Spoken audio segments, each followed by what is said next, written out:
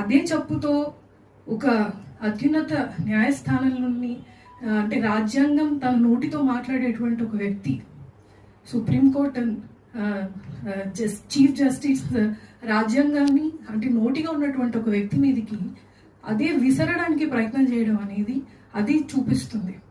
అయితే ఇప్పుడు మనం గమనిస్తే భారతదేశంలో రీసెంట్ టైమ్స్లో కూడా ఎవరైతే యాంటీ నేషనల్ అని లేకపోతే అర్బన్ నక్సల్స్ అని మాట్లాడుతున్నారో వాళ్ళని కొట్టిన వాళ్ళని హీరోగా వర్షిప్ చేస్తున్నటువంటి ఒక సాంప్రదాయం భారతదేశంలో నడుస్తూ ఉంది.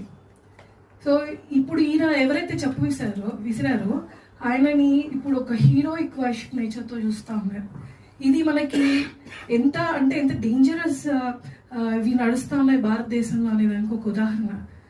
ఈ సోషల్ మీడియాలో వాటిలో ఈ తీవ్రమైనటువంటి ఈ భావజాలం నడుస్తూ ఉన్నప్పుడు ఎవరైతే మౌనంగా ఉన్నామో మౌనంగా ఉన్న వాళ్ళం ఆలోచించాల్సినటువంటి సందర్భం ఇది.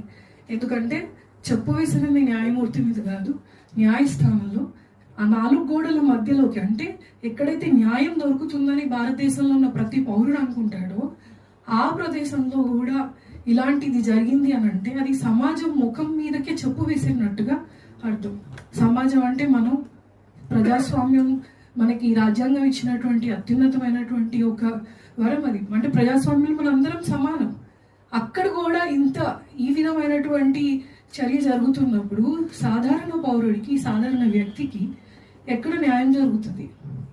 కాబట్టి 2 రకాలుగా ఇప్పుడు సమాజం అంటే సనాతన ధర్మాన్ని పాటిస్తున్నామని అనే వాళ్ళు కూడా గుర్తుంచుకోవాల్సింది ఏంటంటే సనాతనం అనేది నిత్యం ప్రవహిస్తూ ఉంటుంది, అది కంటిన్యూటీ. అది దానికి ప్రమాదం ఎక్కడ జరుగుతుంది? ఒక కంటిన్యూటీ ఉన్నది కదా, దానికి ప్రమాదమే ఉండదు కదా.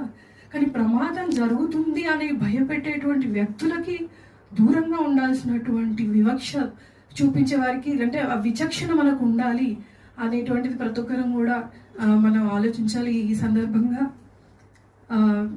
గవాయ్ గారికి మేమందరం సపోర్ట్గా ఉన్నామని చెప్తూ ఆయనకి న్యాయం జరిగే వరకు కూడా, అంటే ఆయన మౌనంగా ఉండి తర్వాత ఆయన కేసు కంటిన్యూ చేసి వాదనలు విన్నారు, అది ఆయన టాలరెన్స్కి గుర్తు. కానీ ఇంటాలరెంట్గా ఉన్న ప్రతి ఒక్కరికి కూడా ఆయన ఎవరైతే ఆయన తర్వాత ఆయన కర్తవ్యాన్ని కంటిన్యూ చేశాడో హీ సెట్ అన్ ఎగ్జాంపుల్. అవి నన్ను ఏమీ ప్రభావితం చేయవు అని ఒక మాట అన్నాడు ఆయన. అదొక్కటే అది చాలు ఇలాంటి వాళ్ళకి. సో మనం కూడా అలా ప్రభావితం కాము, మేము కూడా పోరాడతాం, ముందు నిలబడతాం, ఇలాంటి ప్రతిదాన్ని ప్రశ్నిస్తాం, ప్రతి ప్రశ్నకి మేము సమాధానంగా కూడా ఉంటాం అని చెప్పడానికి అందరం సంఘటితంగా ఉండాల్సినటువంటి అవసరం ఉంది. ఈ రకంగా అంటే ఇక్కడ కూడిన ప్రతి ఒక్క సంఘాల నుంచి ఈ అంటే